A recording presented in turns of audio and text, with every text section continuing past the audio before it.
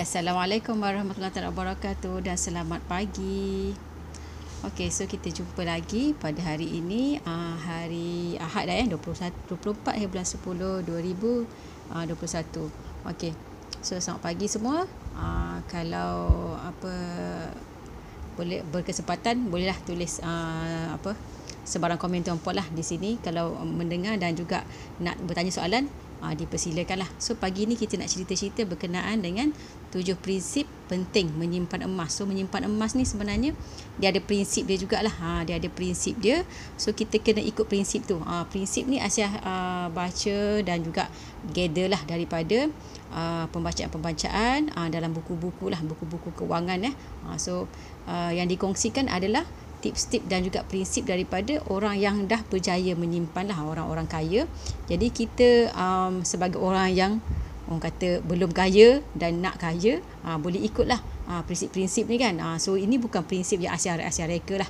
So kita belajar daripada buku-buku, contohnya daripada buku mentor Aisyah ini, Misi Bebas Hutang Cik Muhammad Zulkifli Syafi'i, daripada buku-buku Tuan Azizi Ali, contohnya daripada Tuan Azizi Ali ni jutawan dari planet Jupiter, dan juga perkongsian daripada sesi FB Live yang Aisyah dengar lah. So kita berkongsi lah hari ni . So ini bukan prinsip yang kita Aisyah reka-reka sendirilah. So kita nak pergi pada prinsip yang pertama. Prinsip yang pertama yang penting untuk kita menyimpan wang adalah yang pertamanya adalah kita memang kena potong 10%, at least sekurang-kurangnya 10% daripada pendapatan setiap bulan. Contoh kalau gaji 3,000 kena potong at least 300 lah untuk simpan, dan memang kena lupakan lah benda tu. Okey, tu contohlah kalau gaji 3,000, kalau gaji 5,000 maknanya 500 kena simpan. Maknanya memang dia punya prinsip asas dia, kalau sepenting-pentingnya adalah kita kena hidup di bawah kemampuan lah, bukannya mengikut kemampuan. Contoh hidup ikut kemampuan ni, gaji 5,000, belanja 5,000, jadi kita tak akan ada simpanan. Jadi kita kena hidup di bawah kemampuan. Contoh kata gaji 5,000, paling cikai pun kena belanja 4,500 lah. 500 tu kita kena simpan sebab 10%. 10% tu kita kena simpan. Ini tips daripada orang kaya lah. Saya cuma share sahaja. Okey. Potong 10% daripada pendapatan setiap bulan. Memang itu prinsip yang paling penting, yang pertama. Yang pertama. Yang kedua, sulitkan kaedah pengeluaran. Maknanya kita dah simpan tu, kita dah komit untuk simpan, sulitkan kaedah pengeluaran. Contoh dalam tabung haji contohnya kan. Contoh dalam tabung haji, kalau betul duit tabung haji, dan kita jangan linkkanlah dengan internet banking ke apa ke. Sebab kalau kita link kan, memang akan cepat je lah kita nak klik kan. So sekarang kan online, zaman-zaman online, so kita boleh klik saja online banking tu kalau kita dah linkkan contoh tabung haji. Jadi sangat senang lah duit tu untuk kita keluarkan dan gunalah untuk sebarang tujuan yang sebenarnya bukan keperluan, hanya kehendak. Okey. So dalam sulitkan kaedah pengeluaran ni, contoh Aisyah memang dah berjaya dengan sulitkan pengeluaran tu dengan contoh kata memang kita nak simpan duit tu sebagai dana kecemasan. Contoh Aisyah sulitkan dengan simpanan melalui emas lah. Terbalik pula. So simpan melalui emas macam ni. Bila kita simpan melalui emas macam ni, kita sulitkan pengeluaran tu dengan kaedah emas. Maknanya bila jadi emas macam ni kan, emas ini dah 2,500 lah lebih kurang harga hari ni, RM2,630 lebih kurang harga dia. So bila dalam ni kita tak nampak dalam bentuk wang. Kalau contoh kata mana duit saya tadi. Ni contoh duit kan RM50 kan, kita nampak 50 kat sini. Jadi kita lagi senang lah 50 ni, otak kita cepat aja nak tukarkan kepada dalam bentuk fizikal lah, maknanya material, benda-benda lain. Contoh kata tengok aja ada sale online kan, kita tengok sale online ada jual cadar ke, contohlah kan yang perempuan kan, kita kan jual cadar ke, jual baju ke, padahal mungkin masa tu cadar kita dah banyak pun, tapi bila otak kita nampak duit dalam bentuk RM tadi, dalam bentuk maknanya jumlah lah, ada bentuk contoh kata dah simpan 500 4 bulan, contoh ada 2,000 3,000 pula 2,000 so nampak 2,000, kita nampak nilai tu 2,000. Sedangkan kalau contoh tuan-puan simpan dalam bentuk macam ni 2,630, tak nampak dalam bentuk RM nya, nampak 10 gram macam ni. Sebab tu macam contoh Asia memang dah kira macam kita berjaya lah sebenarnya. Macam contoh Asia berjaya untuk bila tukarkan besarnya pula dia punya ni sorry. So dah berjaya bila simpan dalam bentuk macam ni, Asia memang boleh simpan lama duit tu.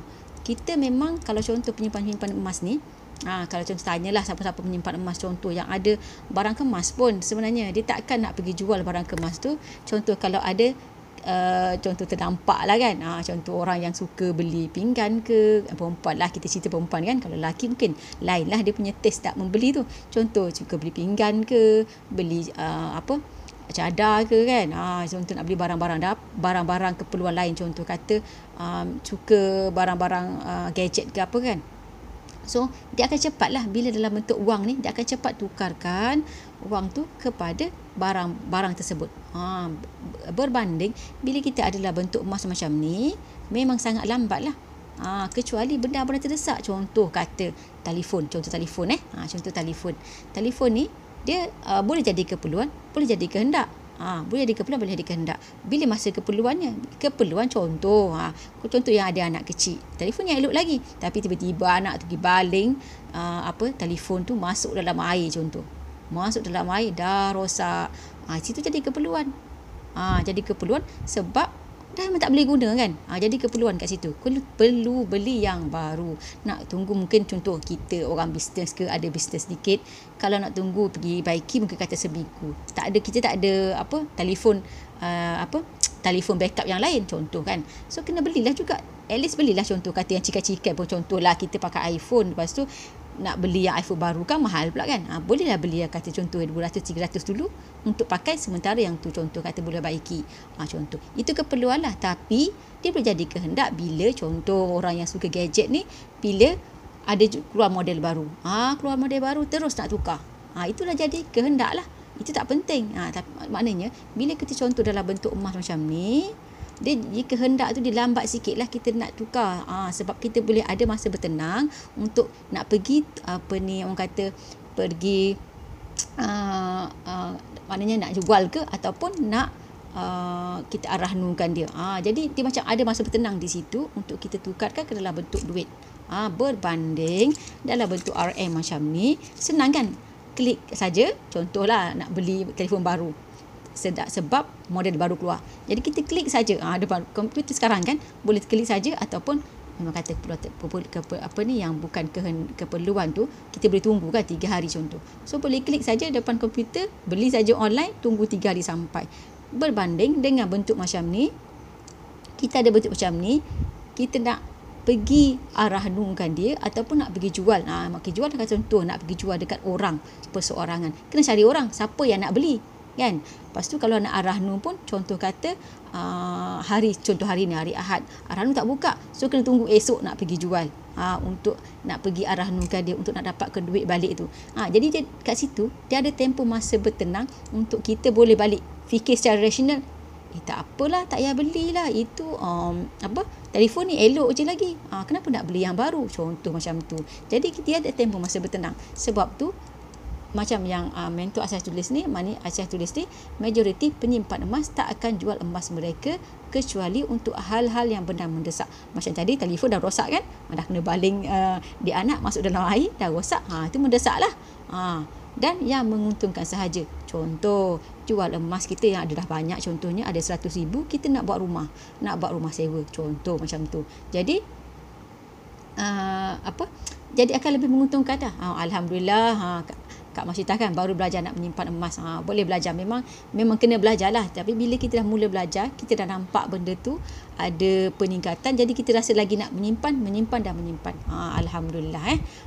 So semoga emas je makin bertambah, sebabnya nanti kita ada keperluan kan, nanti di kemudian hari kita nak guna untuk sebarang keperluan lah, untuk sebarang matlamat kita. Contoh kata nak buat untuk anak kahwin ke, contoh kan, nak buat kenduri anak kahwin ke, nak buat untuk nak contoh kata nak besarkan rumah ke, ada keperluan. Mungkin contoh keperluan yang mendesak, tiba-tiba contoh kata bombong rumah rosak ke, tapi kita tak ada cukup duit dana kecemasan untuk nak baiki benda tu, jadi kita boleh gunakan emas. Kalau contoh kata kena ada sedikit ilmu lah, maknanya kalau contoh kata masa tu kita ada peluang mendesak dan kita boleh ada kemampuan untuk pergi pajak ataupun arahnungkan dia, jadi kita boleh arahnungkan dan nanti kita pajak semula. Tapi kalau kita tak ada tak ada tak boleh nak pajak, nak tebus semula, kita boleh jual sajalah. Tapi tak ada masalah, bukan, sebab kita dapat duit lah daripada duit kita kan.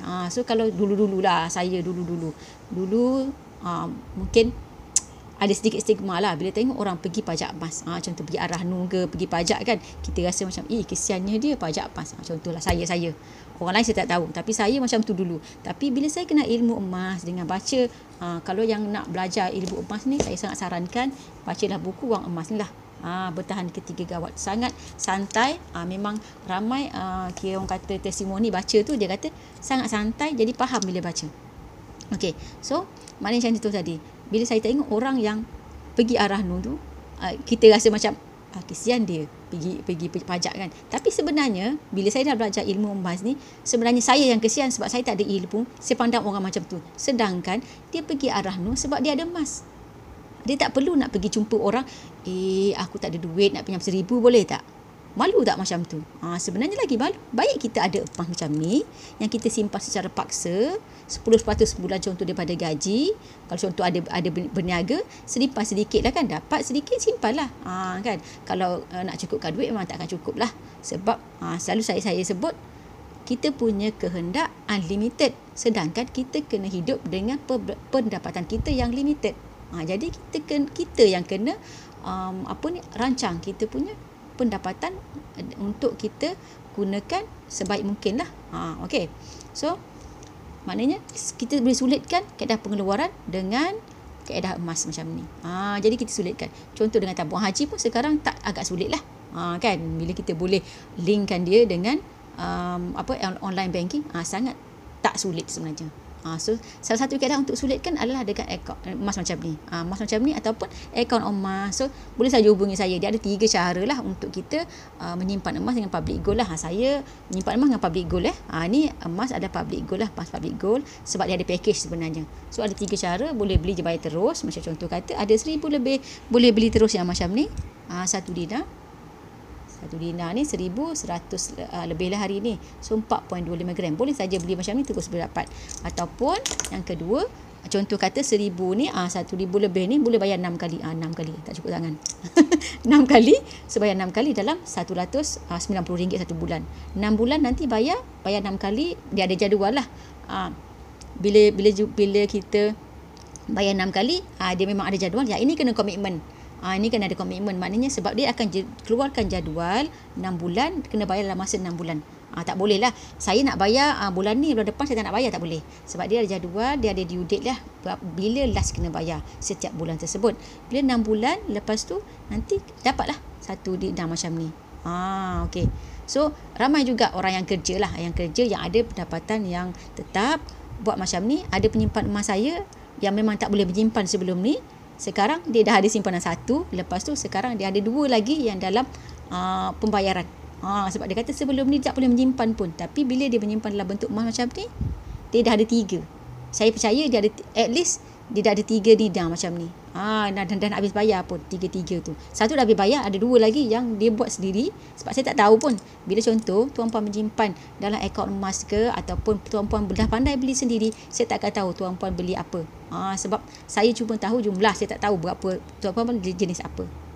So maknanya lagi satu bestnya, emas ni kita saja yang tahu, orang lain tak tahu. Tak ada even dalam mana-mana data kewangan, contoh kat bank pun tak ada siapa tahu, kita je yang tahu. Kecuali kita pergi cerita kat orang lah, aku ada 1 kilo tu.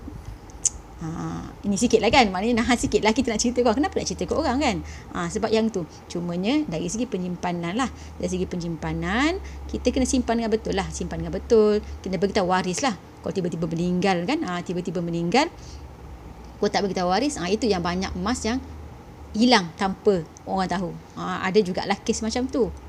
Contoh, ada kes mak kawan saya, dia memang simpan emas banyak, meninggal tiba-tiba. Biasanya mak dia ni cerita dekat dia kat mana dia simpan, tapi yang last dia beritahu kawan saya ni, dia simpan dekat tempat A, lepas tu mak dia dah alihkan. Sebabnya bila mak dia meninggal, dia pergi cari tempat tu tak ada. Jadinya tapi alhamdulillah lah, dia boleh teka tempat yang mak dia simpan dan dia jumpa. Cumanya macam itulah, dari segi tempat penyimpanan kita kena beritahu waris lah. Okey. So sulitkan kaedah pengeluaran dengan emas. Satu lagi tadi. Saya baru cerita 2 kaedah kan, pembelian dengan emas public gold. Kaedah ketiga adalah dengan akaun emas cap. Akaun emas cap ni tuan-puan boleh simpan serendah RM100. Simpan saja RM100, contoh serendah lah. Nak simpan RM2,000, RM5,000, RM250,000 pun tak ada masalah. Simpan saja, nanti boleh keluarkan dalam bentuk macam ni. Boleh keluarkan juga. Kau tak nak keluarkan pun, kalau mungkin ada orang yang fobia, rumah dia pernah masuk pencuri, macam mana saya takut nak simpan, even 1 dinar pun saya takut, contoh kan. So boleh saja simpan dalam tu. Saya pernah tengok orang yang ada berkilo-kilo dalam akaun emas cap tu. Dan semuanya 3 kaedah ni adalah patuh syariah. So tak perlu risaulah. Mungkin ada pernah tengok kan, ada fatwa yang kata daripada mufti wilayah, ada kata pembelian emas angsuran tak patuh syariah. Itu maknanya secara general tak patuh syariah, tapi yang emas public gold, 3 kaedah tadi dah ada sijil patuh syariah oleh syarikat, orang kata lebih kurang macam auditor lah. Maknanya yang dia dah audit, cuma kita punya public gold punya atau cara semua dah patuh syariah. So tak ada masalah. Memang semuanya dah patuh syariah daripada tahun 2017 lagi. Jadinya tak perlu risau lah nak menyimpan dengan public gold, nak beli emas dengan public gold, memang patuh syariah. Kalau terjumpa yang kata tak patuh syariah tu, yang kata fatwa, kata ansuran apa semua tu, itu yang belum disahkan lah. Maknanya secara general memang tak patuh syariah, tetapi bila disahkan patuh syariah, so tuan-puan tak perlu risau. Sebab tu saya kata bercerita kepada orang pun, sebab saya tahu benda tu dah patuh syariah. Jadi saya pun, kalau tak patuh syariah, saya pun dapat dosa sama kan kalau tuan-tuan membeli sebab saya. So saya tak nak macam itulah.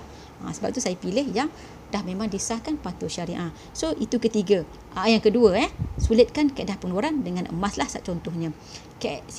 Prinsip ketiga. Baru prinsip ketiga ni. Prinsip ketiga, mulakan sekarang walaupun sedikit. Mulakan dulu. Macam contoh Cik Zul ni, dulu dia sekarang dia dah bebas kewangan lah, memang dah tak ada hutang, tak ada apa-apa dah. Tapi Cik Zul ni dulu dia pernah cerita, sebab dia memang kerja seorang, lepas tu isteri tak kerja, dia mulakan juga. Sebab tu dia tulis buku. RM20 satu bulan dia potong dalam tabung haji, RM20 je. Tapi tak apa, Maknanya kalau siapa-siapa je yang nak menyimpan tu, jangan risau. RM10 ke RM20 ke, kita simpan. Simpan dulu dan nanti kita akan rasa macam bila tengok ada sedikit, jadi kita nak tambah lagi. Okey. So simpan saja RM20. Mungkin bulan depan bila naik gaji, simpan lagi, tambah lagi. Tapi kita maknanya kena ada improvement lah dalam kita punya prinsip prinsip pengurusan kewangan kita. Tambah ilmu, cari ilmu macam mana untuk kita boleh tingkatkan pendapatan dan juga kurangkan perbelanjaan. Dia dua cara je. Tingkat pendapatan dengan kurangkan perbelanjaan. Kalau dapat dua-dua tu lagi baguslah, lagi cepatlah kita punya tabungan banyak. Okey. So ketiga, mulakan sekarang. Jangan kata bulan depan ke, bulan dah lagi ke, jangan. Okey. So asingkan segera bahagian simpanan. Maknanya asingkan terus. Asingkan terus tu contoh Contoh masa saya kerja dulu, saya kerja dululah, sekarang saya tak kerja, tapi sekarang saya manage jugalah duit untuk keluarga punya, dan ada sedikit pendapatan saya yang sendiri. Saya asingkan terus. Maknanya kita dapat gaji, kita terus asingkan. Contoh kalau yang kerja, boleh saja buat potongan gaji terus ke tabung haji. Jangan nampak lah. Contoh kata gaji RM5,000 nak simpan RM500, terus nampakkan bila kita masuk gaji tu RM4,500. Jangan nampak RM5,000. Bila dia nampak RM5,000 tu, otak dia nampak lah aku ada RM5,000. Itu memang fitrah lah. So tuan puan tak perlulah rasa guilty, tak perlu rasa macam kesal. Nampak RM5,000 nak belanja RM5,000, tapi kita kena kontrol diri kita lah. Kalau belum sempat lagi untuk potongan gaji, maknanya terus dapat je gaji. Contoh esok kan, gaji orang kerajaan banyaknya esok. So contoh esok dapat RM5,000, belum sempat lagi nak buat potongan gaji, RM500 tu terus transfer tabung haji. Tak apalah, charge dia RM1 tak apalah kan. Charge dia memang RM1 lah untuk transfer kan. So transfer terus sebelum otak kita kreatif nak beli barang dengan RM500 yang patut kita simpan. So asingkan terus.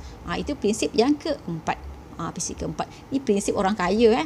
So Aisyah ni menyampaikan dan juga Aisyah dah gunalah benda ni. Masa kerja dulu memang potong gaji terus daripada tabung haji tak nampak terus lah potongan tu. Terus contoh 30% ke 40% ke terus nampak balance saja. Memang sangat berjaya lah. Memang sangat berkesan bila kita buat macam tu. Sebab kita tak nampak duit penuh kita. Okay? Cuma kita nampak dalam slip gaji je. Tapi slip gaji tu tak ada buat apa kan. Kita nampak dalam akaun kita yang dah memang kita nak belanja harian sahaja. Yang kita nak simpan tu memang kita nak simpan terus. Okey. So prinsip kelima. Prinsip kelima. Cukupkan dana kecemasan. Dana kecemasan ni apa? Saya selalu ceritalah pasal dana kecemasan. Mungkin boleh tengoklah nanti saya punya video-video perkongsian mengenai dana kecemasan ni secara detail lah. Tapi kalau nak senang, nanti tuan-puan boleh je subscribe saya punya YouTube.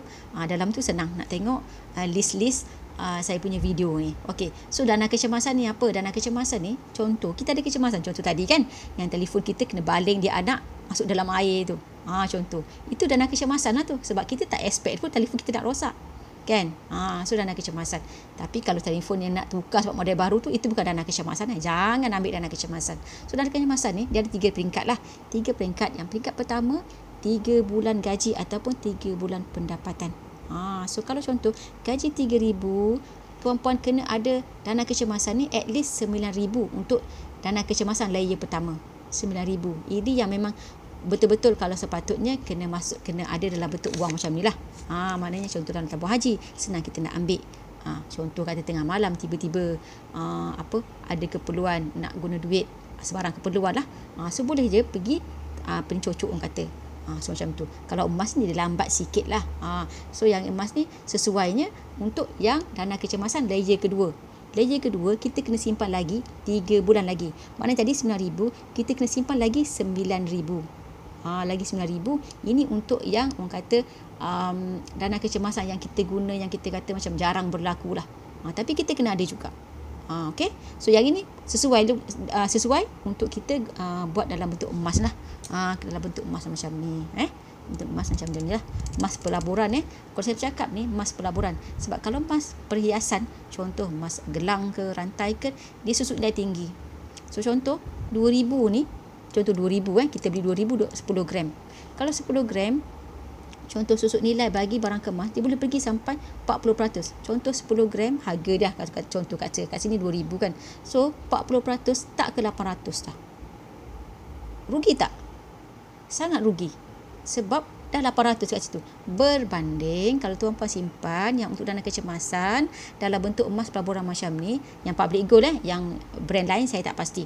Saya tak pakar lah. Yang public gold, dia susut nilai dia hanya 9% sahaja, paling tinggi. Yang ini paling tinggi lah, 9% sebab dia kecil kan. Contoh tuan-puan ada jongkong emas yang 1 kilo, itu dia punya spread dia atau susut nilai dia 6% sahaja. Contoh kalau kata 100,000 baru kalau 6% baru 6,000 kan. So berbaloi lah. So tapi untuk senang kita, contoh orang kita nak guna duit sedikit-sedikit ni, perlu adalah dalam bentuk yang kecil-kecil macam ni. Okey, so senang kita nak pergi jual. Contoh kita nak pakai duit 2,000 je, kita jual lah yang harga yang 10 gram macam ni, instead of kita ada yang 1 kilo. So kalau kita nak jual terus 1 kilo tu 200,000 kan. So macam tak berbaloi sikit lah. So kita kena ada yang kecil-kecil macam ni untuk senang kita nak tukarkan ke dalam bentuk duit. So yang 6 bulan yang 3 bulan yang kedua tu sangat sesuai dalam bentuk emas macam ni. Okey, sebab kita jarang nak akan guna. Yang layer ketiga, ini saya cerita ni dana kecemasan ni ikut pakar kewangan, bukan saya cerita sendiri. Tapi saya ikutlah. So layer ketiga kita kena ada lagi 6 bulan lagi. Maknanya kalau gaji 3,000 kita kena ada 9,000 dalam bentuk dana kecemasan layer ketiga. So kesemua sekali dana kecemasan kita kena ada berapa kalau gaji 3,000? 36,000 lah. 9,000 dan 18,000. So 36,000. 36,000 tu memang sangat-sangat kita rasa selesa lah. Kalau contoh tiba-tiba kalau orang yang sekarang kerja swasta kan, tiba-tiba kata ekonomi tak baik dan kena berhenti kerja, 36,000 dia dah boleh bertahan sehingga 1 tahun dah kalau tak ada pendapatan. Sebab tu pentingnya dana kecemasan. Okey. Sebab kita pernah dengar kan, saya ada baca seorang pilot 2 bulan tak boleh kerja, bunuh diri. Pilot gaji dia besar kan, mestilah dia punya, orang kata kalau dari segi pepatahnya, bila besar periuk besarlah kerak kan.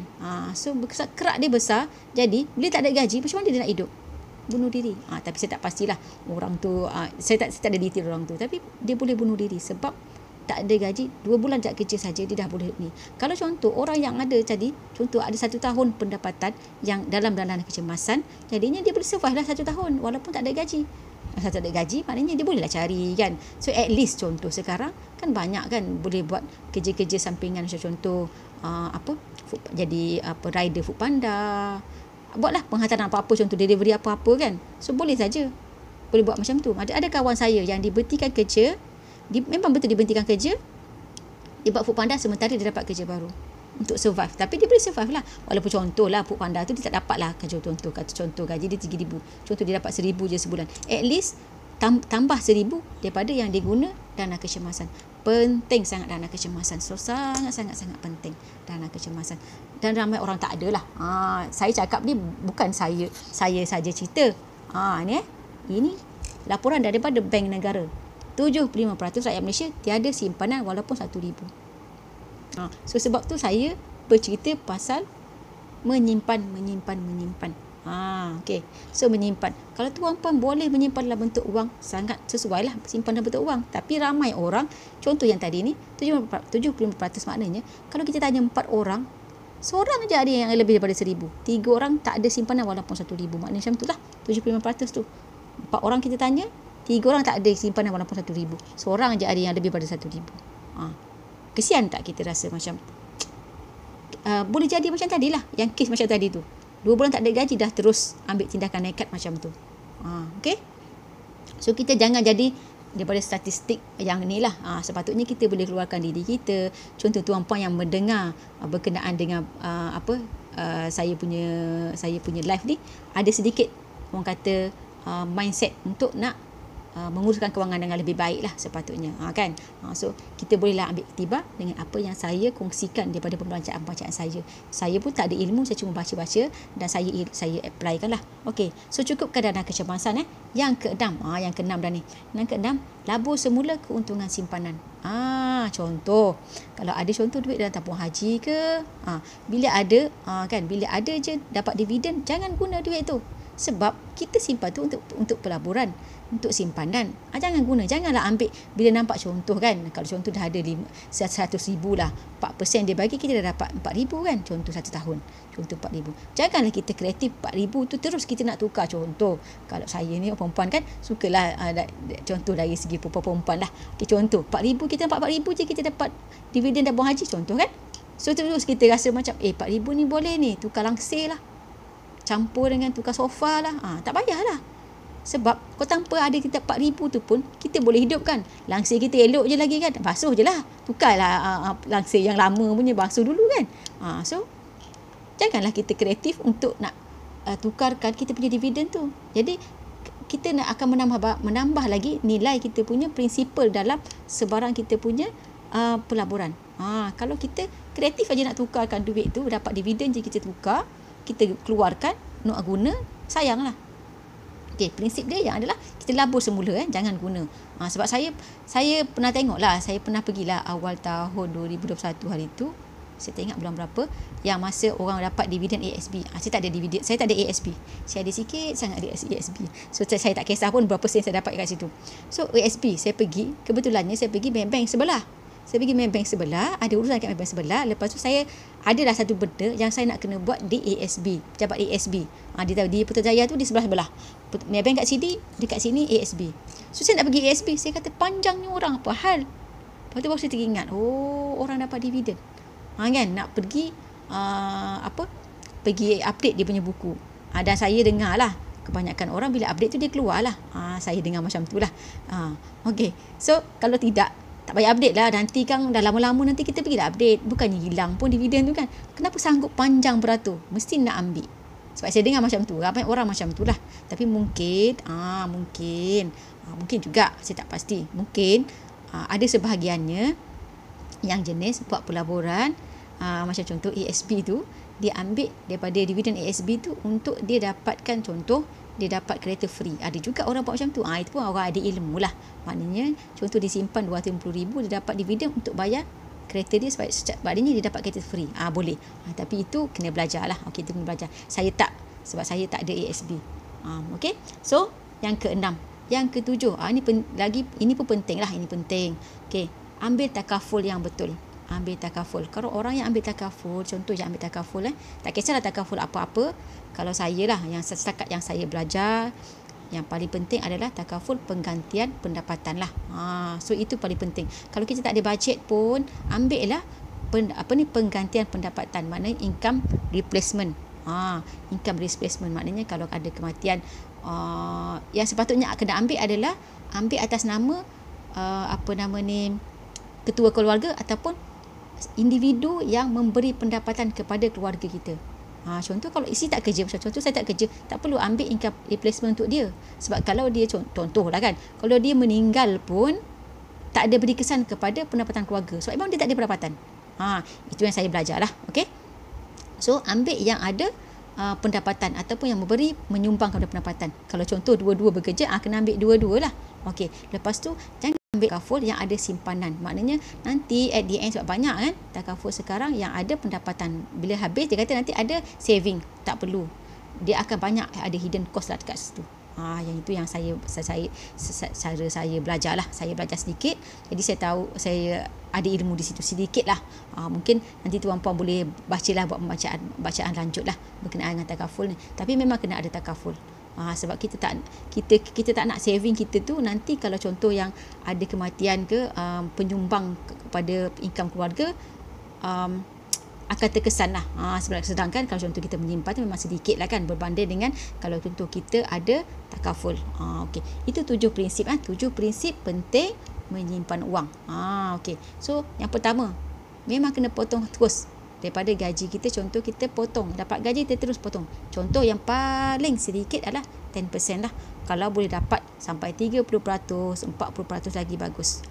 Macam mana cara nak dapat 30%, 40%? Maknanya kalau Tuan Azizi Ali ni, dia selalu sebut pasal MSI. Tuan Azizi Ali ni, dia selalu sebut pasal MSI, multiple stream of income. Multiple stream of income. Okay, saya bahasa Inggeris tak fluent tadi, tak sedap bunyi kan. Maknanya kita kena ada banyak source of income. kita kena buat lebih daripada satu kerja. Okey. So, buat lebih daripada satu kerja untuk dapatkan income yang lebih lah. Contoh kata kita kerja, contoh kerja kerajaan, buat bisnes sedikit, jadi ada lebih kat situ. Jadi kita ada lebih lah pendapatan di situ. Okey. So maknanya dengan kalau prinsip yang saya belajar jugalah daripada yang kita bisnes tu, sebab sebelum kita bisnes pun kita cukupkan dengan hidup yang gaji kita sekarang tu, contoh kan. So yang income daripada bisnes tu simpan terus, jangan guna. Jangan guna. So boleh saja simpanlah untuk yang pendapatan daripada stream income yang lain tu, So potong 10%, lepas tu sulitkan kaedah pengeluaran. Sulitkan kaedah pengeluaran, contohnya sulitkan dengan bentuk emas macam ni. Okey, yang kedua. Yang ketiga, mulakan sekarang, jangan bertanggung, mula sahaja.